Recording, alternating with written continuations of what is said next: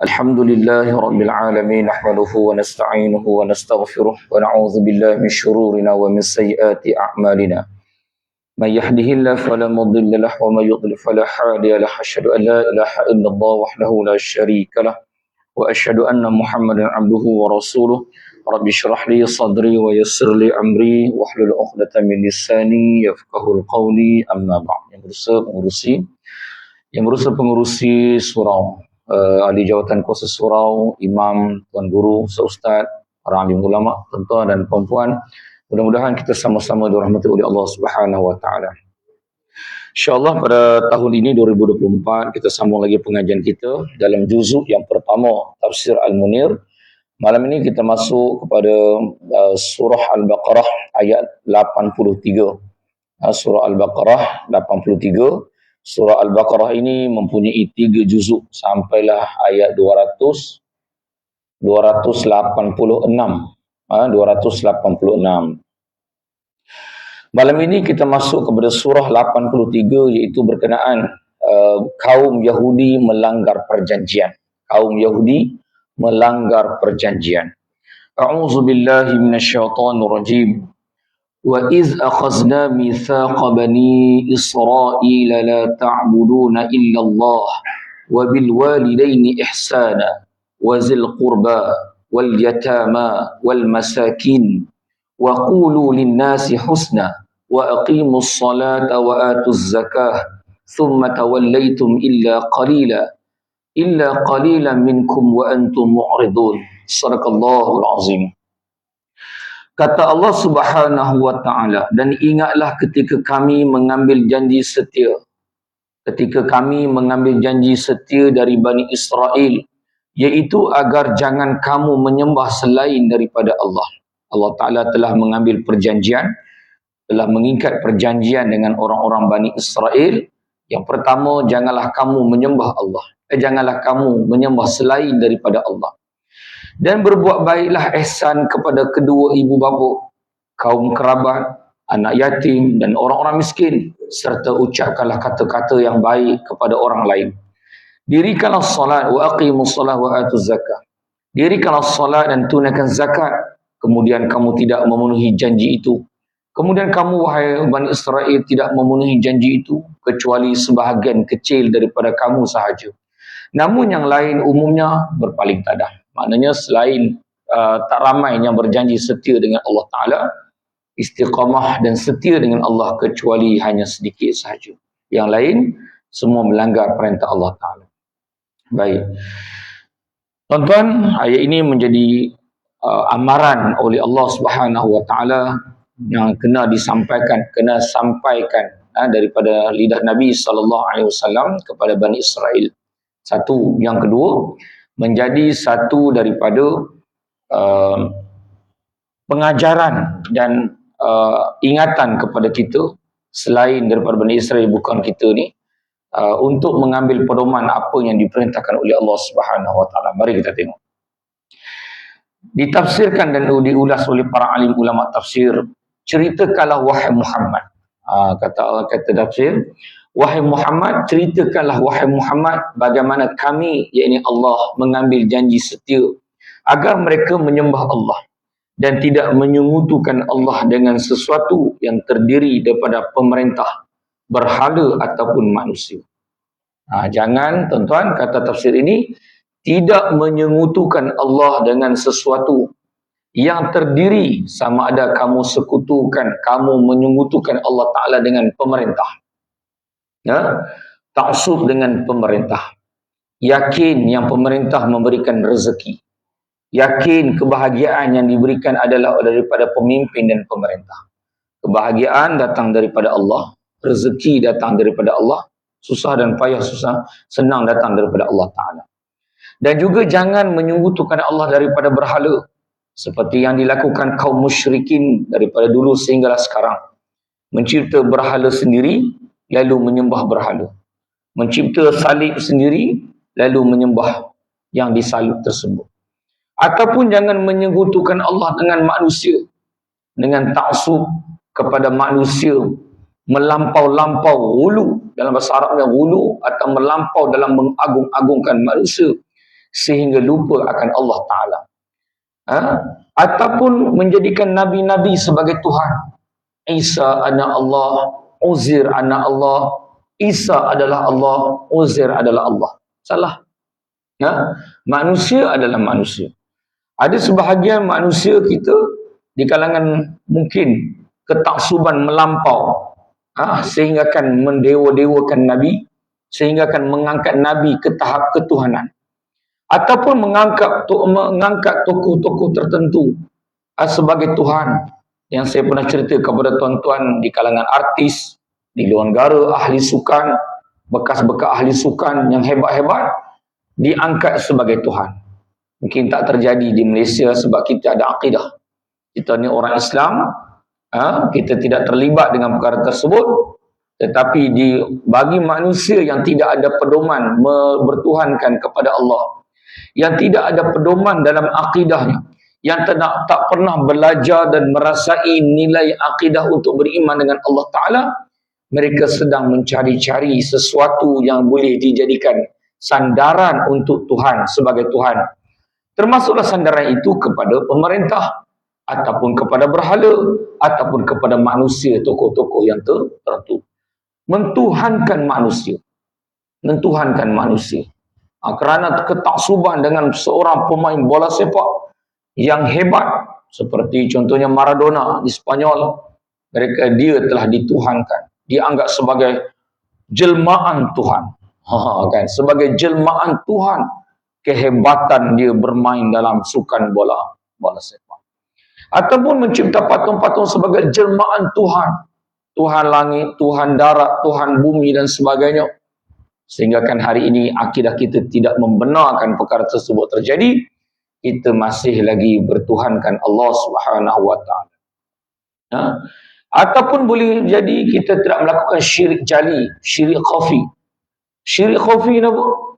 Syirik yang kecil. Yang syirik yang kecil, yang keyakinan dia goyah. Masih lagi Islam, masih lagi bertuhankan Allah Ta'ala, tapi goyah. Dia yakin ubat yang memberikan sembuh. Dia kata ubat ni memang power lah. Aku makan 5 kali dah. Memang makan dia 5 minit. Okey. Yakin dia pada ubat tersebut. Sehingga akan hilang kata-kata dia dan keyakinan yang menyembuh tersebut bukan ubat, tetapi Allah Subhanahu Wa Ta'ala. Sehingga kan dia yakin bahawa orang ini boleh menjamin kebahagiaan. Kalau dia menjadi pemimpin, kalau dia menjadi orang yang diangkat oleh manusia untuk mentadbir manusia dan negara dan juga alam ini, orang yakin bahawa dia akan membawa perubahan yang hebat, kebahagiaan akan datang, kekayaan akan datang dan sebagainya. Sehingga kan dilupa kebahagiaan, kekayaan, semua itu datang daripada Allah Ta'ala. Akhirnya keyakinan dia kepada manusia yang sebegitu, akhirnya tidak terjadi di hadapan mata dia. Akhirnya dia menjadi kecewa, baru dah tahu bahawa orang yang diangkat itu bukanlah pengatur bumi ini. Pengatur bumi ini adalah Allah Subhanahu Wa Ta'ala. Sama ada dengan cara berdoa ataupun lain-lain peribadatan yang boleh menyebabkan hilang nilai akidah kepada Allah Ta'ala. Berdoa minta selain daripada Allah. Minta dengan Tok Bomo, minta dengan ahli sihir. Kalau kita minta dengan orang-orang baik, orang soleh, alim ulama, atau tolong doakan, boleh. Tawassul dengan doa. Ustaz, tolong doakan saya, boleh. Haji, tolong doakan saya Haji, insya-Allah. Mak, ayah, tolong doakan saya, insya-Allah. Kawan-kawan kita, Syekh, doakan saya. Bro, doakan saya bro. Okey, tak ada masalah. Itu bukan syirik. Kita boleh doa sendiri. Tapi mungkin dia ada amalan-amalan yang menyebabkan dia hampir dengan Allah. Mungkin dia ada nilai-nilai kesolehan dia menyebabkan dia ni didengari doa dia kepada Allah Ta'ala. Boleh, tak ada masalah. Tapi kalau kita minta selain daripada Allah Ta'ala, menyimpan tangkal-tangkal, tamaim, kan, simpan tangkal dalam dompet. Buat satu tangkal kalau orang kafir punya tangkal, dia letak dalam kelongsong-kelongsong rantai-rantai dia. Tapi orang kafir tak apalah sebab dia pun memang ada syirik kepada Allah Ta'ala. Disebut musyrikin. Disimpan besar-besar macam ni, diletakkan di kalung besi. Kan, dalam kelongsong tersebut ada kertas-kertas tamaim, tangkal-tangkal tersebut. sebagai pendinding, sebagai kekuatan, sebagai untuk nak tengok orang tengok kita jadi gerun dan sebagainya. Apa sahaja tujuan-tujuan selain itu menyebabkan dia ini telah hampir kepada syirik kepada Allah Ta'ala. Ataupun takkal ini lebih kepada Islami, nampak macam Islami, tak macam orang-orang kafir gantung, nampak macam Islami. Disebut apa? Disebut sebagai apa? Wafa. Ditulis pada kulit binatang, pada kain-kain, pada kertas-kertas. Ada huruf alif, huruf waw, huruf jawi, alif, alif, alif, alif. Ada bintang-bintang, ada pula orang pakai telekung dalam orang semayang pakai telekung. Ada pula kalimat-kalimat Al-Quran di dalam itu. Alhamdulillahirrabbilalamin. Pula qul huwallahu ahad, campur dengan bintang-bintang. Dia kata ni tak apa ustaz, ni sebab apa? Ini campur caraan ni dalamnya adalah ayat Quran. Dan tulisan-tulisan Jawi. Kita pun kata ambil, baca, nak tengok macam mana nak baca. Dia pun tak tahu nak baca. Tak, kalau boleh baca qul huwallahu ahad, yalah, betul lah qul huwallahu ahad. Untuk apa? Untuk tulis-tulis apa? Dan sebagainya. Saya tak faham ustaz. Kalau tak faham, benda itu sebagai tamaim. Kalau tuan-tuan ada simpan dalam dompet, tampal dekat pintu rumah, simpan dalam laci rumah, buang. Malam ni buang. Buang mana ustaz? Pergi buang kat sungai ke, bakar kan sebagainya. Buang. Dengan tujuan melindungi diri. Dengan tujuan menjadi kekuatan. Supaya, macam-macam lah tuan-tuan. Ada lindung diri untuk kuat tenaga batin supaya orang gerun kepada kita. Yang gerun ni dia kurang sikit. Yang gerun ni dia simpan taring harimau. Dengan misai harimau. Adanya gantung. Tapi nak tunjuk tidak berapa syirik, dia simpan dalam dompet, tak gantung. Sebab tu misai harimau hilang dekat gua tempurung. Kan? Kita, kalau orang yang terlibat dengan rawatan, sama ada rata Islam ke dia tak umur ke dia tahu. Kan? Bukan ambil saja, buat apa duk simpan misai harimau? Kita simpan misai kita saja. Kan? Untuk apa? Untuk menzahirkan kegerunan. Diru'yah, dicampi, dibaca tersebut atas misai, taring harimau, kulit harimau, simpan supaya orang tengok bini tengok gerun. Tapi payah juga bini nak gerun kita, sebab dia pun hebat pada harimau. Supaya orang tengok dia gerun, tak berani. Benda ni mawujud tuan-tuan. Saya tak cerita yang mawujud. Dan kita pun tahu siapa dia, tapi kita pun tak boleh beritahu kat orang lain sebab benda ni jadi fitnah. Sebab benda nak kena bukti ni, bukti kena depan mata. Contoh saya kata, orang tu ada handphone. Mana handphone dia? Ni handphone. Itu bukti. Jelas orang tu handphone. Tapi benda-benda macam ni, kita bagi ingatan. Sebelum kita mati, sebelum kita bertemu dengan Allah Ta'ala, sebelum kita sakit, sebelum ketika kita sakit, didedahkan kesakitan kita tu berpunca daripada situ. Anak-anak selongkar-selongkar jumpa. Lebih baik kita buang di dalam keadaan kita sehat. Dia sebut wafat tuan-tuan. Orang Melayu banyak wafat. Kan, tuan-tuan datang pusat rawatan saya tunjuk. Tak boleh tak boleh cakap gambar lah. Saya tengok file, tunjuk. Kalau benda ini ada, buang. Kan, saya bulan lepas seorang berubat, saya kata bang, abang simpan buat apa? Kan saya, bila saya kata benda, saya tunjuk file. Benda ni salah, saya kata benda ni tak boleh. Ada ke? Dia kata, dia tu dia diam. Lama dia diam. Ada ustaz. Saya kata buat apa? Nak buat apa? Saya nak lindung diri kedai saya daripada perniagaan, daripada benda yang bukan-bukan. Orang nanya akan kedai saya. Lagi, isteri saya lari daripada saya nak dia kembali pada saya. Siapa bagi? Ada orang ni, orang tertentu ni, dia sebutlah orang ni bagi. Saya kata, bang, kalaulah nak pakai benda-benda macam ni, kan, benda yang nak lindung diri daripada gangguan-gangguan ini, saya lagi banyak kena pakai. Kan? Saya kena pakai kat tengkok saya, kat tangan saya, kat lengan saya, dekat pinggang saya, dekat lutut saya. Sebab hampir setiap malam saya berdepan dengan benda-benda macam ni. Kalau abang pun tak tentukan kadang mungkin kena, mungkin tak kena. Kalau abang pun pakai dia macam ni, saya lagi banyak kena pakai. Yang lindung kita ni Allah Ta'ala. Yang lindung kita yang bermudarat, yang kesihatan baik, semua Allah Ta'ala. Apakah yang Nabi ajar kepada kita? Yang Nabi ajar, ambillah dah sabit daripada hadis Nabi. Bismillahirrahmanirrahim. Fil ard wala bis samai wa wassaminu alim. 3 kali pagi, 3 kali petang. Kita dah ajar tuan-tuan dalam kuliah banyak kali dah. A'udzu bikalimatillahi tammati misyarri ma khalaq. Pendinding diri dengan bacaan. Ustaz, saya tak tahu baca. Apa tak tahu baca? Al-Fatihah boleh? Boleh. Dinding. Al-Fatihah lah yang paling baik pendinding. Yang tidak satu surah, 2 ayat yang tidak diwariskan oleh nabi-nabi yang lain kecuali 2. Pertama, surah Al-Fatihah.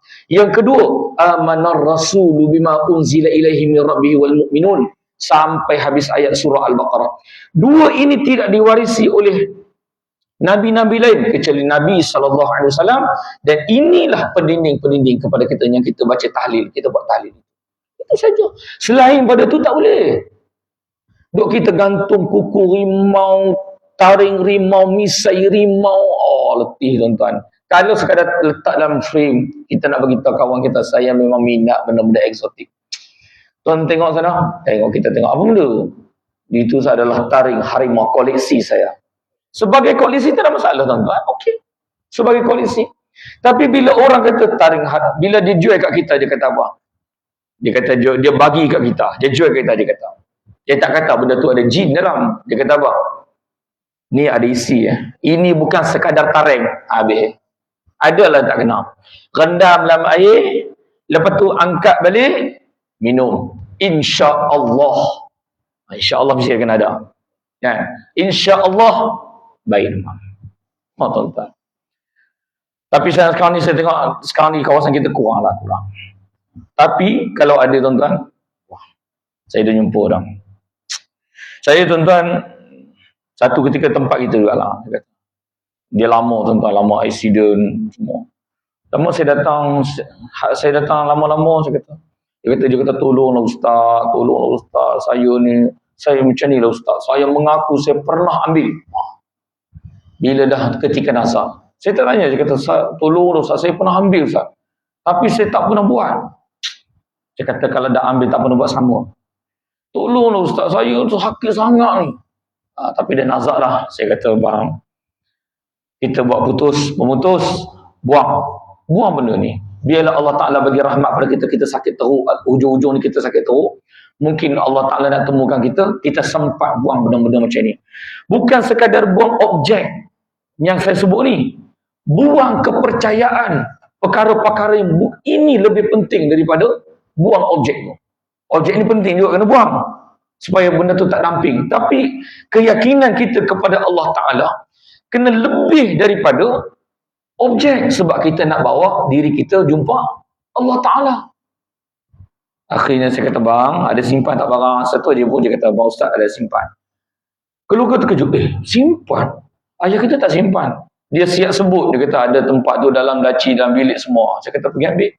Dia keluar-keluar barang pada bang, benda ni tak boleh simpan semua. Saya faham Ustaz, saya dah silap buat dahulu, saya dah buat silap. Dia kata buang. 3 hari lepas tu dia meninggal lah. Bukan sebab saya meninggal. Sebab ustaz lah buang dia meninggal. Bukan. Kadang-kadang duk risau kat kita kan. Kawan-kawan jenis tak faham kat kadang. Kata bukan. Sebenarnya bukan itu. Sebab kemungkinan sebahagian ini mereka yang tak terlibat mungkin tak faham. Tapi ini bukan cerita filem dongeng, filem drama lah tuan-tuan. Benda ni dah dekat, saya rasa sepanjang 10 tahun ni, 12 tahun ni. Dalam 10-12 kes macam tu lah saya rasa. Memang benda ni berlaku depan mata kan. Lepas tu meninggal lah. Bagi sangkaan saya yang baik, sangkaan baik saya, Allah Ta'ala berikan satu peluang untuk dia. Untuk dia betulkan balik akidah dia. Dia buang benda-benda yang bukan-bukan. Okey lah tuan-tuan, walaupun kita mungkin masyarakat kata susah nak mati sebabkan benda ni, mungkin, tapi di sudut saya kata apa, paling kurang dia telah melepasi dengan akidah yang benar. Dengan buang tersebut Allah Ta'ala terima amalan-amalan yang lain. Mungkin saya kata mungkin sebahagian ahli ustaz-ustaz kita kurang bercakap berkenaan dengan bab-bab ni. Jadi biarlah saya cakap, bila cakap supaya kita tak simpan benda-benda macam ini. Saya tak simpan. Kalau kita rasa gusar, tak yakin, jangan malu-malu. Kalau tak jumpa saya, tak apa, jumpalah orang-orang lain supaya kita tanya, benda ni boleh kata ustaz? Benda ni ada isi ke tak? Isinya apa orang tak faham? Isinya jin lah, senang cerita tak? Boleh ke tak? Pakai, boleh simpan untuk apa? Untuk khasiat apa? Kalau tak boleh saya buang. Jangan duk sayanglah tuan-tuan. Benda ini jadi punca. Punca kat dunia pun jadi masalah. Bergaduh adik-beradik, bergaduh suami isteri, anak-anak pun tak nak tengok muka kita, kita pun tengok muka anak pun jadi marah dan sebagainya. Hasil daripada benda yang bukan-bukan ini. Tak percaya? Tak tahulah, saya pun tak tahu. Kalau tuan-tuan rasa saya tak percaya apa yang saya cakap, saya tak suruh percaya dengan saya. Tapi kalau tuan-tuan lebih mahir, lebih yakin, lebih hebat, bukan suruh saya lebih daripada saya tak hebat pun. Kalau tuan-tuan ada keupayaan pengetahuan yang baik, maknanya bolehlah tuan-tuan menilai sendiri. Kalau tuan-tuan rasa tak ada pengetahuan yang baik dalam bab-bab ini, maka bertanyalah kepada orang-orang yang lebih mahir. Bukan saya, mungkin ramai lagi yang lebih mahir benda-benda macam ni. Supaya kita tidak terjerumus benda-benda yang bukan-bukan. Yang paling penting sakit itu nombor 2. Yang nombor 1 adalah akidah. Sahabat Nabi SAW pernah dipujuk. Dia sakit merah, sakit ahmar. Saya tak tahu ada angin ahmar ke apa sebagainya. Ada satu sahabat kata apa? Dia datang ziarah, dia kata, aku nasihatkan kepada kamu, pakailah at-tamaim, tangkal-tangkal, supaya kamu lebih sihat. Kata sahabat ni, dia kata apa? Aku rela mati di dalam kesakitan daripada aku mati di dalam kesyirikan. Aku rela mati dalam kesakitan aku ini daripada aku mati daripada kesyirikan. Kita percaya dengan penting tidak mempercayai. Sebab kata Nabi, siapa yang datang kepada tukang kahin, Tok Bomo, lalu mempercayai kata-katanya, maka Allah Ta'ala tak terima solat dia selama 40 hari. Datang silap, tak apa. Saya pun pernah silap. Datang-datang, ayam sembelih punya. Alamak, silap. Datang sekali lagi tempat lain pula, telur punya. Letak telur atas kepala, pecah telur, keluar paku. Kita kata, macam mana dia masuk paku dalam telur? Kita pun heran juga lah. Kita yang tak pernah ada pengetahuan, kita kata, takkan ditipu Ustaz. Telur yang bagi tu ada telur yang saya bawa. Pecah depan mata saya, keluar paku, 1 inci punya paku, 5 batang. Mana orang ni kena sihir, paku duduk dalam badan dia. Tuan-tuan boleh nak hujah? Tuan-tuan nak kata apa? Saya tengok. Maknanya apa tuan-tuan? Kalau bahasa saya semua simple, bermakna walaupun orang yang sakit tu kena sihir ke, tak tahulah dia kena sihir kita, Allah Alam. Tetapi kita dulu kena sihir dengan orang ini, menyebabkan mata kita melihat perkara-perkara tersebut. Saya pun nampak tuan-tuan. Bukan tukar paku saja. Jadi krim muka. Tu dia krim muka. Telur jadi krim muka. Depan mata. Lepas tu urut badan, saya pernah tengok urut-urut, dia pun urut. Tengok tangan kosong. Urut. Tengok keluar. Tengok tuan. Ni dia hantaran sihir. Tu, patung harimau macam yang kereta Jaguar depan bonet ni. Saya kata, macam mana ada patung ni? Saya minta nak bawa balik. Saya kata nak bawa balik Kita berubat pak mentua kita dulu lah kan, arwahan. Kita kata saya nak bawa balik. Tak boleh. Memang tak boleh nak repeat pesakit lain. Pesakit lain pun nak repeat benda yang sama. Itulah keajaiban dalam perbohongan. Banyak tuan-tuan, kita pun silap. Dan kita tak sengaja benda-benda macam ni. Jangan sampai tahap tu tuan-tuan. Tapi kalau kita jenis, kita pula repeat pada Tok Bomo. Saya tahu saya memang kagum dengan Tok Bomo ni, memang hebat lah. Dia ni boleh tahu semua benda. Tuan-tuan, nilai akidah kita. Sampai kita taksub dengan orang ni. Habis. Ya Allah, semua. Basikal anak hilang Tok Bomo, botol anak hilang Tok Bomo. Kadang-kadang kita pun pernah agak taksub, tak tahan tu lah. Sama, Ustaz, kereta saya hilang. Saya kata botol anak saya hilang pun saya tak jumpa. Kereta saya pun hilang. Kan? 2015 hilang. Kereta saya hilang. Ustaz pun tengok. Kereta saya pun hilang. Pergi report polis Saya kata, saya pun hilang kereta, saya pun tak jumpa. Mana saya tahu. Jadi tuan-tuan, berhati-hati dalam penilaian akidah kita ini, supaya kita tak terjerumus dengan perkara nampak kepada lindungan bertopengkan Islamik, tapi tidak. Kan? Kita tak jumpa dah Tok Bomo pakai kain hitam, tenggolok hitam. Tak jumpa dah kain kuning punya jenis duduk atas macam tak jumpa dah. Semua bismillah, Al-Fatihah, asli batu 14 pun ru'yah pakai bismillah. Kan? Hindu untuk Sami pun sekarang bismillahirrahmanirrahim. Dapat orang lain kita tak faham. Semua jenis guna bismillah. Kan?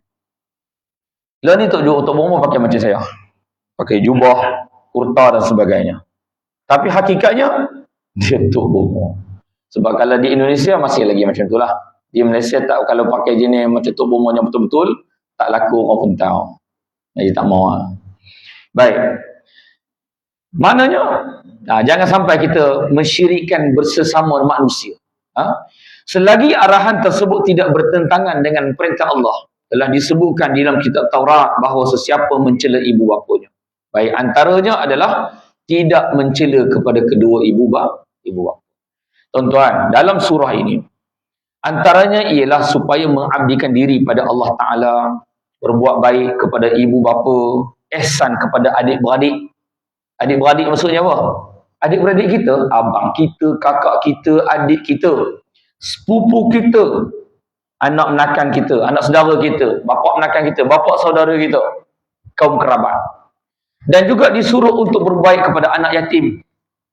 Dan juga ihsan ada bercakap dengan lemah lembut dan bersikap baik dan mendirikan salat, menunaikan zakat. Saya nak ambil ihsan kepada anak yatim, ihsan kepada golongan miskin, dan juga ihsan kepada kaum kerabat dan ibu bapa. Mana ada satu agama yang meletakkan peraturan untuk berbuat baik kepada orang-orang demikian. Kita anak, kita buat baik dengan ibu bapa. Satu hari nanti kita jadi ibu bapa, kita akan tahu kita nak perlukan kebaikan anak-anak kepada kita. Tidak ada satu agama yang meletakkan peraturan-peraturan syariat berkenaan dengan ini melainkan agama kita. Nanti kalau tuan-tuan jenis minat membaca, minat mengkaji kan. Tuan-tuan tengok bagaimana selain daripada aturan-aturan pelajaran moral yang diajar di sekolah-sekolah ataupun pendedahan moral yang baik kepada orang bukan Islam, ada tak mana ada satu agama yang meletakkan peraturan ini untuk berbaik kena ibu bapa dan sebagainya, tak ada, kecuali agama Allah Ta'ala. Sebab tu hari ini kita ni, sebahagian bukan Islam, bila dia tengok ayah sakit, dia tak nak jaga. Dia takut, dia percaya bahawa ayah ini mungkin mendatangkan bala sial pada dia, yang akan kita untuk kita jaga. Dan juga melaksanakan tanggungjawab sosial terhadap ahli keluarga. Kita ada tanggungjawab hak kita dengan ahli keluarga kita. Anak-anak yatim, anak yang kehilangan kedua ibu bapa, terutama kehilangan bapa. Dan juga fakir miskin, disebabkan kemiskinan, keuzuran dan keperluan golongan berkenaan. Mereka diperintahkan agar menutur kata-kata yang baik, yang tidak mengandungi dosa dan kejahatan dengan menggunakan uslub komunikasi yang baik dan dosa. Islam ajar kita untuk kita berkomunikasi dengan baik. Kalau kadang-kadang tuan-tuan, bila perintah agama menyebut begini, dia ada beberapa keadaan. Ini kita kena rongkai sendirilah melalui ilmu agama yang Allah Ta'ala ajar kepada kita. Kan? Contoh, berbuat baik dengan ibu bapa. Ada tak satu ruang yang kita tak perlu taat ibu bapa? Islam dah jawab, dalam sini tak adalah. Islam jawab, ada. Ketika bila? Ketika ibu bapa menyuruh kepada melakukan syirik kepada Allah Ta'ala. Ketidaksetujuan tu ada. Ada tak kita disuruh buat baik kepada anak yatim dan orang miskin? Ada. Ada tak sesuatu perkara yang kita tak payah bantu orang miskin dan anak yatim? Ada. Bila bantuan kita itu menyebabkan dia melakukan maksiat? Ada. Ada tak Islam suruh kita bercakap dengan baik? Ada. Ada tak satu-satu Islam kata ada satu part bahagian tak perlu cakap dengan baik? Pun ada. Jadi kita kena tahu. Jadi jangan pukul rata semua. Mana bila kena tahu kiri dan kanan kita ada yang mengikut situasi dan asasnya apa? Macamlah bercakap dengan baik, buat baik dengan wapa, anak yatim dan sebagainya. Mereka juga disuruh untuk mendirikan solat dengan sempurna kerana ia dapat membentuk jati diri, mengamalkan nilai murni, menghalang perilaku buruk. Solat menjamin untuk hindar perbuatan buruk. Tetapi ada tak solat ini yang tidak dapat menghindar perbuatan buruk? Ada juga, kerana kualiti solatnya tidak baik. Solat yang tidak, solat asasnya dapat menghindar dari perbuatan yang tidak baik. Sebab 5 kali waktu solat sentiasa ingat Allah Ta'ala. Nanti waktu subuh, lepas subuh ada zuhur, ingat Allah Ta'ala. Lepas zuhur ada asar, ingat Allah Ta'ala. Lepas asar ada maghrib, sampai isyak, esok subuh balik. Sentiasa orang Islam ini dikontrol diberikan ingatan untuk dirikan solat, sehingga kan kita nak buat maksiat pun kita rasa tak baru tadi depan dengan Allah Ta'ala, baru kejap tadi depan dengan Allah Ta'ala, kejap lagi nak depan dengan Allah Ta'ala. Tapi ada tak solatnya tak mampu untuk menegah keburukan? Ada.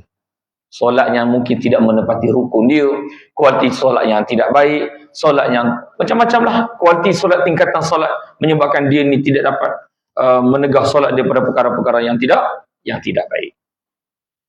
Tetapi kalaulah solat dia ni tidak dapat menegah perkara yang baik, dia ni solat pun solat, buat buruk pun buruk, tapi dia kena solat tak? Kena. Wajib. Walaupun orang kata kamu ni solat juga, buat buruk juga, lebih baik tak payah solat. Tak, salah. Walaupun solat itu tidak menegah dia daripada perkara mungkar, solat mesti kena buat, kerana itu adalah perintah wajib.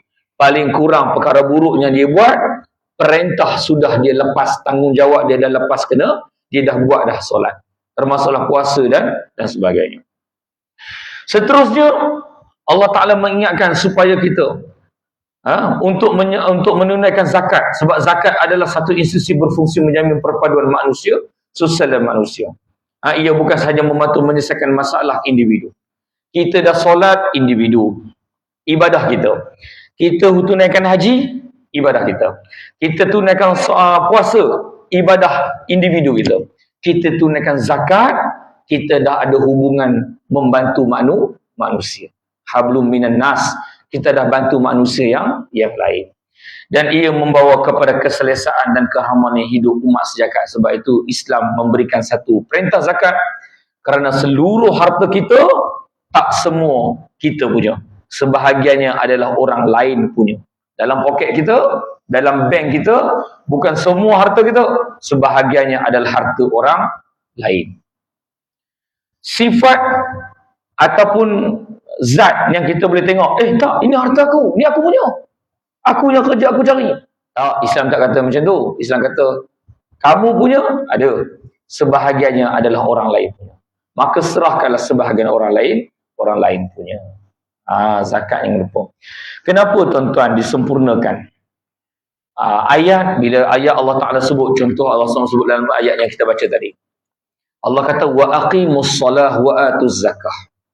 Ulangan ayat ini di dalam Quran, perbandingan wa aqimus salah wa atuz zakah. Bila kita jumpa banyak dalam Quran, saya tak pasti tak ingat, cuma saya ingat mungkinlah ulama tafsir kata pairing, gandengan ayat wa aqimus salah wa atuz zakah ini sebanyak 36 tempat di dalam Al-Quran. Kenapa dipairingkan? Digabung jalinkan. Wa aqimus salah wa atuz zakah. Kata para alim ulama, kerana betapa ramainya orang solat tetapi tidak membayar zakat. Saya tak mahir dalam bab ini. Tuan-tuan boleh pergi pejabat agama, jumpa dengan penyarah zakat. Tuan-tuan ceritalah, saya mempunyai simpanan 200,000. Saya dengar ada zakat simpanan. Saya dah simpan 200,000 itu tak luak-luak selama setahun dah. Berapakah zakat yang saya kena? Tanya dia. Saya masih bekerja. Gaji saya ada 10K. Gaji saya 10,000. Saya tak pernah buat potongan zakat seperti Jabatan Agama Islam buat. Macam mana saya nak bayar semulanya lepas-lepas? Ataupun adakah potongan gaji berapa banyak? Saya ada tanggungan rumah, tanggungan isteri, anak-anak. Tuan-tuan kena tanya kat pejabat zakat lah. Saya mempunyai lembu yang banyak, lebih dari 40 ekor. Saya ada lebih 40 ekor, ternakan kambing 100 ekor. Saya dengar ada zakat ternakan. Berapakah nilai yang tersebut? Adakah saya pun kena zakat? Nak bawa kambing seekor kat sini ke? Macam mana? Kena tanya pejabat. Saya ada emas. Orang kata emas tak pakai kena bayar zakat. Saya tak tahu. Ustaz kata pakai pun kena bayar zakat. Ustaz kata kena ikut gram, lebih daripada haul setahun dan sebagainya. Wallahu alam. Tuan-tuan kena pergi pejabat agama, kena cerita, baru dia bagi tahu berapa kena bayar zakat. Macam tu. Kita buatlah macam mana. Saya ada KWSP mungkin dah bayar zakat. Saya ada ASB, apa benda lagi? ASN? ASB? ASB ya? Lagi AS satu apa?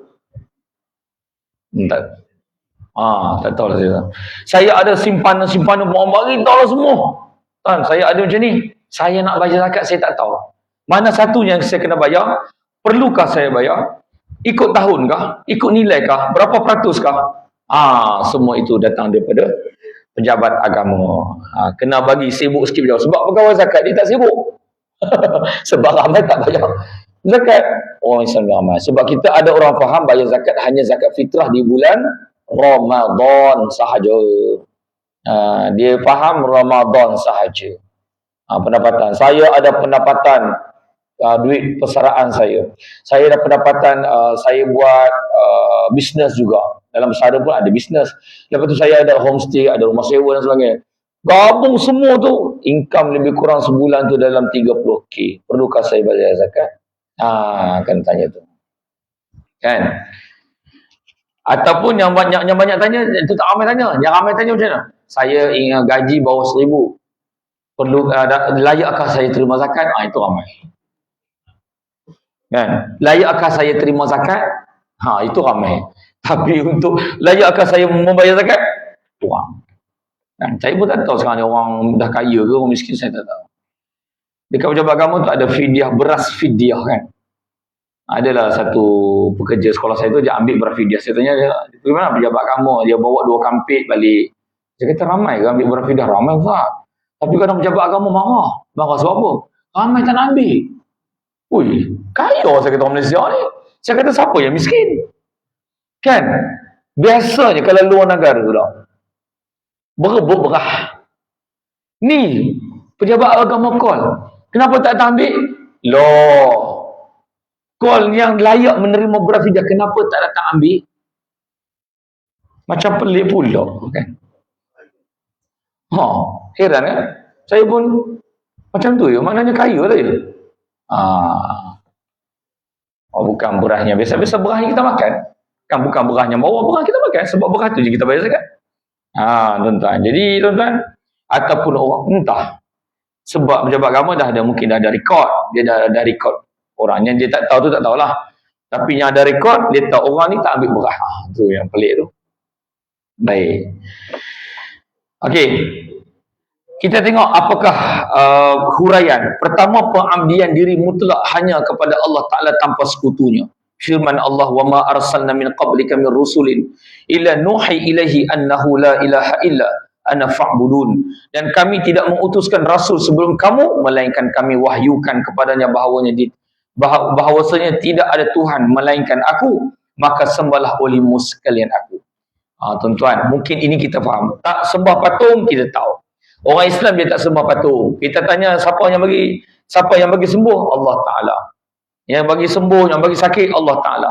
Tetapi ada beberapa amalan yang saya sebutkan awal-awal tadi, orang dia tak pasti. Mungkin dia tak faham huraian-huraian agama, dan orang-orang agama dan kita yang faham kena bagi tahu berkenaan dengan kesalahan menyimpan tamaim, tangkal-tangkal, menyebabkan kadang-kadang jadi khurafat. Khurafat boleh membawa kepada syirik kepada Allah Ta'ala. Jangan percaya kepada Tok Bomo ini dan sebagainya. Bukan Tok Bomo saya tak boleh percaya. Dengan ustaz boleh percaya. Bukan tak percaya. Maksudnya apa? Yang menyembuhkan tu bukan ustaz, bukan perawat, bukan doktor, bukan Tok Bomo. Yang semua itu adalah Allah Ta'ala. Kadang-kadang saya pun kena marah. Saya dah sakit dah 4 tahun ustaz. Bila saya nak sembuh? Saya kata, aku pula kena marah. Saya kata, kalau sembuh itu di tangan saya, kalau sembuh itu di tangan saya sebagai perawat, bapa mentua saya dah sembuh dulu pada Tuhan. Tuan sakit berapa lama? 4 tahun dah Ustaz. Pak mentua saya 10 tahun. Tuan-tuan, ada orang marah kita. Doktor pun agaknya kena marah juga lah, saya pun tak tahu. Kenapa saya tak sembuh, doktor? Loh. Doktor tu pun boleh mati. Doktor tu pun boleh sakit. Ada orang jumpa rawat-rawat anak kita bukan reti sangat, kita duk baca-baca pelan-pelan semua, alhamdulillah, insya-Allah. Dia kata kat saya apa? Doktor masa tu arwah Ustaz Harudin ada, Dr. Harudin. Habis kita baca untuk anak dia, dia kata, saya dah jumpa Dr. Harudin dekat Darul Syifa Bangi Center. Kalaulah Dr. Harudin saya jumpa pun anak saya tak boleh sembuh. Takkan ustaz biasa macam ni saya? Takkan ustaz biasa macam ni boleh sembuh? Saya tak marah dia cakap macam tu. Cuma saya kesian yang dia yakin kesembuhan tu datang daripada manusia. Itu yang saya kesian. Yang sembuh bukan manusia, yang sembuhkan Allah Ta'ala. Tuan-tuan, mungkin tuan-tuan dia orang surau, orang masjid, tuan-tuan tak rasa macam tu. Tapi masyarakat kita ada macam tu. Dia kata, ustaz tak okey, tak sembuh. Memang ustaz tu bukan Tuhan. Saya pun tak tahu. Kan aku marah, orang kata aku nak. Kalau kita marah, orang kata, ustaz, bila orang tak terpuji, ustaz marah. Ustaz sebab orang tak kata ustaz tak hebat. Bukan. Sebab kesian kat dia, dia yakin bahawa yang sembuhkan anak dia adalah manusia. Dr. Harundin pun tak boleh sembuhkan anak saya. Ustaz biasa takkan boleh sembuh. Dia anggap Dr. Harundin itu antara penyembuh yang paling muktabar. Yang paling besar. Tok guru yang paling besar sekalipun tak boleh buat anak dia sembuh. Takkan Ustaz cerai macam ni yang duk tapah baju biru ni boleh. Kan? Macam tu lah kan. Tapi dalam masa yang sama saya seronok macam tu. Sebab orang tak anggap kita ni bagus. Elok macam tu. Orang tak anggap kita bagus, kita rasa seronok. Itu buat kesian kat dia. Loh, yakin yang bagi semua ni manusia ke Allah Ta'ala. Ada tuan-tuan, saya kata, macam mana lah. Rupanya bukan anak dia yang sakit, bapa dia yang berpenyakit hati. Kan, berpenyakit hati dengan akidah. Baik, yang kedua. Huraian ni huraian yang lebih detail lah. Antaranya, berbuat ihsan kepada ibu bapa. Ibu bapa, kalau tuan-tuan masih ada ibu, dia adalah lubuk doa kita. Tuan-tuan yang ada masih ada mak, kan mungkin mak kita 80 tahun, 90 tahun, yang ada mak, dia adalah lubuk doa kita. Gunakan dia sebagai untuk doa untuk kita. Kan? Saya macam tu juga tuan-tuan. Kan? Saya nak ambil Faisal Tauliah ni, saya doa macam tu. Mak, doa sekarang. Macam tu dia sebut kan. Saya nak ambil tauliah, saya nak beli guru takmir, saya doa ni. Nak beli kereta pun telefon. Loh, mak nak beli doktor, nak beli kereta ni. Doa lah kereta tu okey semua. Yalah, beli elok-elok. Saya tak mak tak tahu kereta apa nak beli semua. Okey kita, tuan-tuan. Saja tuan-tuan. Baru ni saya pergi Sabah, baru balik semalam naik gunung Kinabalu dengan Ustaz Fauzi. Kan, ni sakit gini. Baru kemarin balik.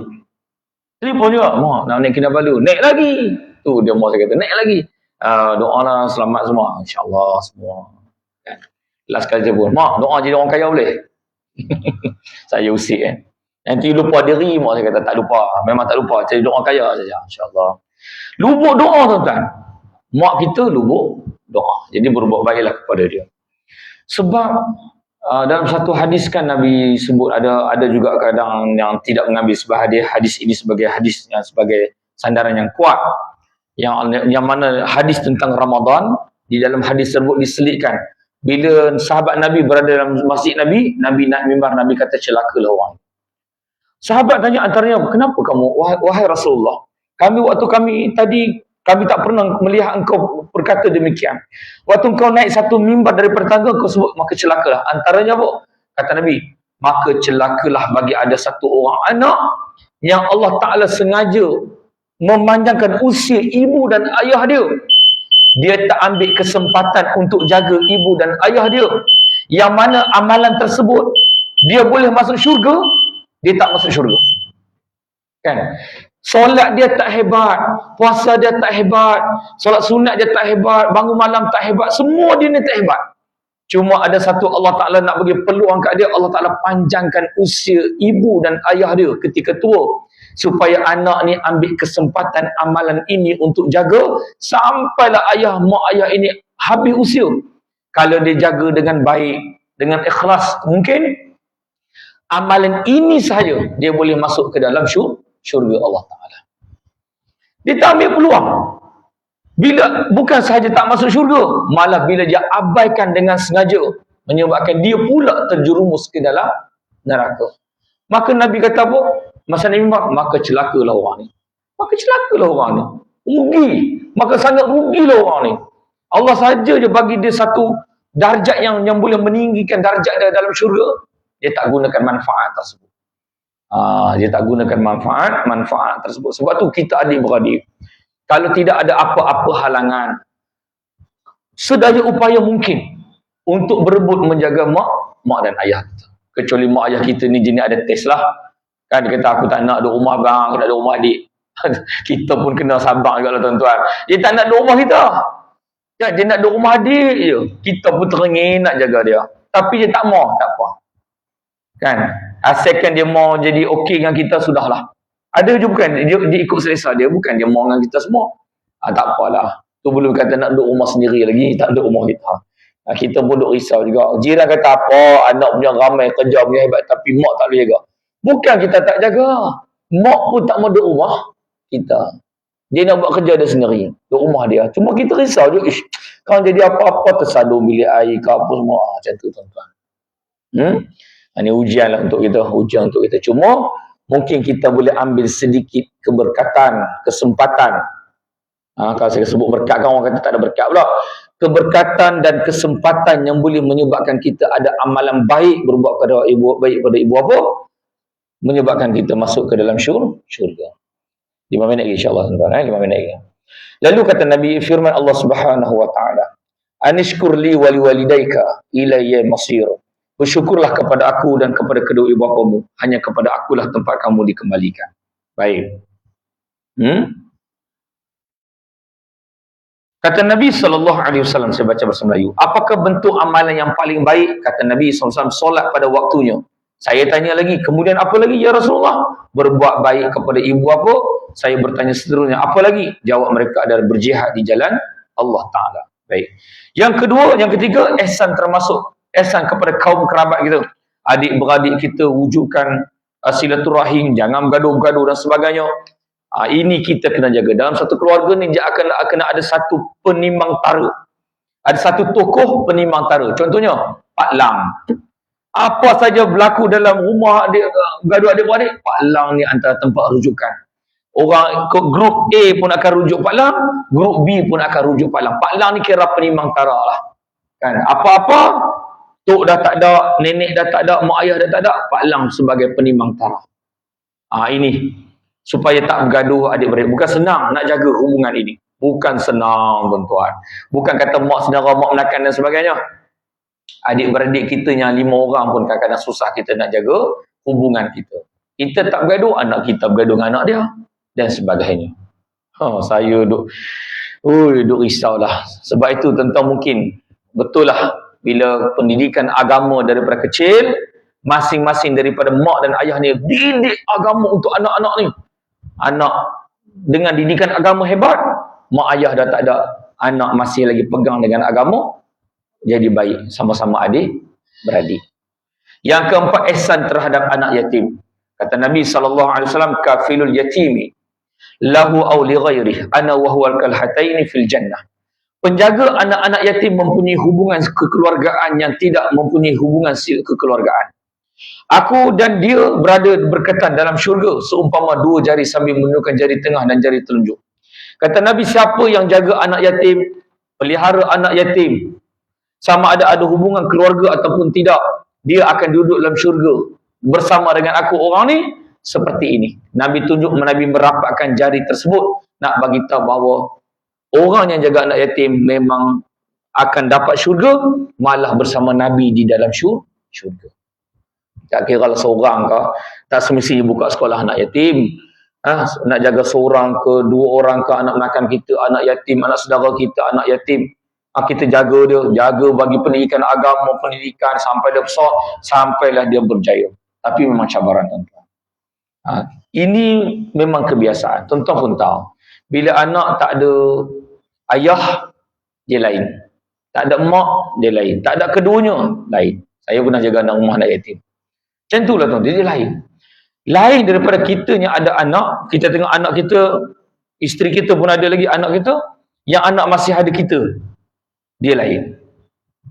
Sebab itu bagi dalam keadaan membesar daripada sekolah rendah sampai sekolah menengah, dia macam-macam. Ada kadang-kadang bila ayah dah tak ada, dia tak pergi sekolah. Dulu masa ayah ada, rajin pergi sekolah. Dalam malam-malam bangun nak pergi sekolah tu, pergi juga. Lepas ayah tak ada, tak pergi sekolah dah. Mak tak boleh nak kata apa dah. Tak datang sekolah 100 hari, tak datang. Sebab apa? Selepas ayah dah tak ada dah. Sebab orang yang nak kontrol dia, nak bagi dia takut ni, orang tu tak ada dah. Jadi cabaran bagi orang yang dapat anak yatim sampailah anak yatim ni berjaya. Yang kelima, ihsan terhadap golongan miskin. Kata Nabi SAW, orang yang berusaha membantu golongan janda dan miskin. Oh, ni bahaya kalau dengar orang seronok ni. Miskinnya kurang jaga, janda lebih. Orang yang berusaha membantu golongan janda dan miskin. As-sa'i 'alal armalah wal miskin. Armalah maksudnya orang-orang janda. Mana kematian suamilah. Ganjarannya seumpama orang yang berjihad di jalan Allah. Aku menyangka baginda menyebut. Dan seperti orang yang bangun malam tanpa henti. Dan juga seperti orang yang berpuasa berbuka. Rupanya orang yang berjihad, siapa yang membantu janda-janda dan juga anak-anak orang miskin ataupun orang miskin. Balik ini boleh hafal hadis ini untuk berjihad di jalan Allah Ta'ala. Kan, abang sedang berjihad. Kan, abang sedang berjihad. Tapi jihad tu sehala saja, tak seimbang. Itu pun payah juga. Bini pun tahu. Jihad ke jahat? Tak tahu. Wallahu alam. Tuan-tuan, hati-hatilah. Tapi hadis ni tetap itu. Kalau tu perempuan kat belakang tak marah, saya pun tetap. Tapi benda tu dia sebut. As-sa'i 'alal armalah wal miskin. Orang yang berusaha membantu golongan janda dan miskin. InsyaAllah tuan-tuan. Jadi saya dah huraikan berkenaan dengan pertuturan yang lemah lembut, mendirikan solat, mendirikan solat dan menunaikan zakat. InsyaAllah tuan-tuan, mudah-mudahan 6-7 perkara ini kita dapat tuntutan-tuntutan yang Allah Ta'ala sound. Allah Ta'ala beri amaran kepada golongan-golongan Bani Israel, dan juga ini juga sebahagian daripada panduan kepada kita. Mudah-mudahan Allah Ta'ala berikan kerahmatan kepada kita untuk mengamalkan dan juga diri saya untuk mengamalkan apa yang kita baca dan dengar pada malam ini. InsyaAllah bulan depan kita akan sambung beberapa pencerobohan bangsa Yahudi terhadap janji setia yang telah dimeterai.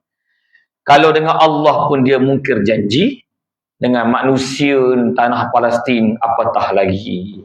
Kan, jangan buat baik sangatlah. Kan, tengok-tengoklah keadaan. Wallahu a'lam. InsyaAllah. A'udzubillahi minasyaitonirrajim. Bismillahirrahmanirrahim. Alhamdulillahirabbil alamin wassalatu wassalamu ala asyrafil anbiya'i wal mursalin wa ala alihi washabbihi ajma'in.